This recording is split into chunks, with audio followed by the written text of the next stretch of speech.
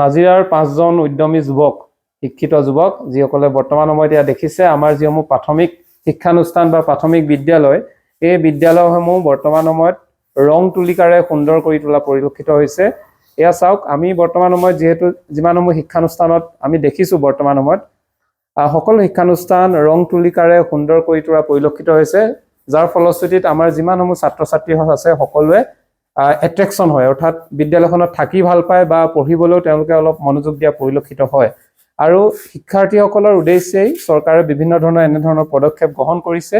আৰু এই পদক্ষেপৰ মাজতে বৰ্তমান সময়ত নাজিৰাৰ এই 5জন যুৱকে বৰ্তমান সময়ত দেখিবলৈ পাইছে শিক্ষানুষ্ঠানসমূহৰ ৱালসমূহ ৰং তুলিকাৰে তেওঁলোকে বিশেষ বিশেষ কিছুমান প্ৰতিচ্ছবি তেওঁলোকে অংকন কৰিছে, যাৰ জৰিয়তে কিছুমান বাৰ্তা দিবলৈ চেষ্টা কৰিছে।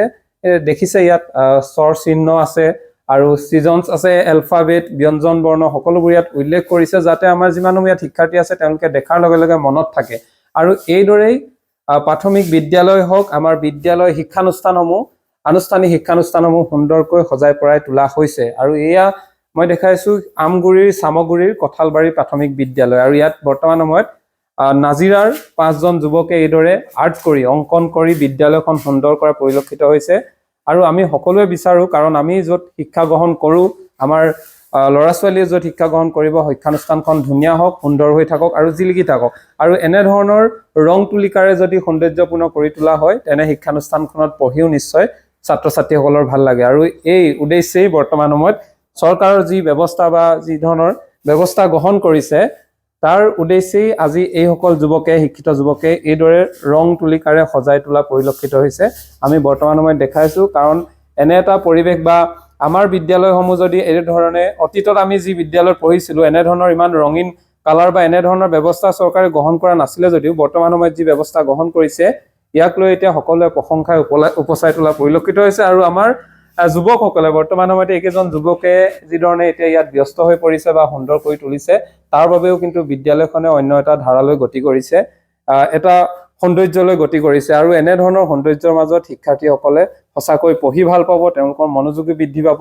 আৰু এনেধৰণৰ যদি আপোনালোকেও আপোনালোকৰ ঘৰত হওক বা আপোনালোকৰ শিক্ষানুষ্ঠানত এনেধৰণৰ যদি পেইণ্ট কৰাব বিচাৰে, সুন্দৰ কৰি তুলিব বিচাৰে, তেনেহ'লে আমাৰ নাজিৰাৰ এইকেইজন শিক্ষিত যুৱকৰ সৈতে আপোনালোকে কথা পাতিব পাৰে, লগ কৰিব পাৰে। তেওঁলোকে আপোনালোকৰ ঘৰখনো সজাই পৰাই তুলিব, আপোনালোকৰ শিক্ষানুষ্ঠান বা আপোনালোকৰ বিভিন্ন য'তেই হওক আপোনালোক সকলোবোৰ সুন্দৰ কৰি তোলাত তেওঁলোকে কিন্তু অসুপুৰুষাৰ্থ চেষ্টা চলাব।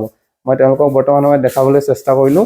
এইদৰেই তেওঁলোকে সজাই পৰাই তুলিছে কঁঠালবাৰী প্ৰাথমিক বিদ্যালয়। ইয়াৰ লগতে তেওঁলোকে অসমৰ ভিন্ন প্ৰান্তত বহুকেইখন স্কুল এইদৰে পেইণ্ট কৰি, বহুকেইখন শিক্ষানুষ্ঠানৰ লগতে বিভিন্ন ঘৰৰ সুন্দৰকৈ পেইণ্ট কৰি তেওঁলোকে আটক ধুনীয়া কৰি গঢ়ি তোলা পৰিলক্ষিত হৈছে। আৰু সেয়ে এইসকলক পুনৰ মই আপোনালোকৰ দেখাবলৈ চেষ্টা কৰিছোঁ, এওঁলোকক যাতে আপোনালোকে আৰু এটা সুযোগ দিয়ে। তেওঁলোকে যিহেতু যিমানসমূহ বৰ্তমান সময়লৈকে সুন্দৰকৈ ৰং তুলিকাৰে সজাই পৰাই তুলিছে, সকলোবোৰ বৰ্তমান সময়ত অসমৰ ভিতৰতে জিলিকি আছে। আৰু সেয়েহে আপোনালোকৰো যদি এনেধৰণৰ ৰং তুলিকাৰে অটক ধুনীয়া কৰিব লাগে, তেনেহ'লে এওঁলোকৰ সৈতে যোগাযোগ কৰিব পাৰে। আৰু বিশেষকৈ শিক্ষা ব্যৱস্থাত চৰকাৰে এটা যি ব্যৱস্থা গ্ৰহণ কৰিছে, শিক্ষাৰ্থীসকলক পাঠ্যক্ৰমত মনোযোগ দিয়াবৰ বাবে, তেওঁলোকৰ ভাল কথাৰ বাবে চিন্তা কৰি যি এটা ব্যৱস্থা গ্ৰহণ কৰিছে, আৰু তাৰ বাবে এইসকল যুৱকো বৰ্তমান সময়ত ইয়াত ব্যস্ত হৈ পৰা পৰিলক্ষিত হৈছে।